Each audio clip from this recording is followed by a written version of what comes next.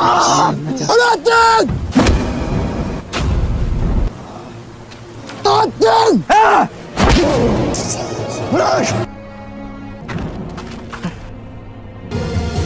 ہمیں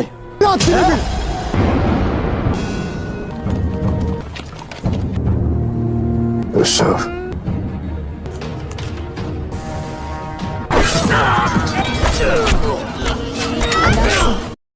اوران اور علادین ایک دوسرے سے لڑے تو اوران نے اسے تھپڑ ماری. علادین جیسے گرا اور وہ اٹھ کے اور اسے مارنے کی کوشش کر رہا تھا مگر وہی ساتھی اسے کو پکڑ کے کھڑے ہوئے. اوران نے کہا کہ یہاں سے نکل جاؤ. دوسری طرف خیمے پہ عثمان کھڑا تھا. دونوں بھائی اترے تو لڑنے کی کوشش کی مگر عثمان نے تلوار پھینکی زمین پہ تو دونوں ہٹ گئے. کہا کہ چپ کر کے کھڑے ہو جاؤ. تو دوسری طرف نظر آیا کہ یوسف کا لاش دیکھ کے عثمان بہت غصے میں آیا اور ایک پیغام بھی مغول نے بھیجا کہ ابھی اس کا آپ کا باری ہے.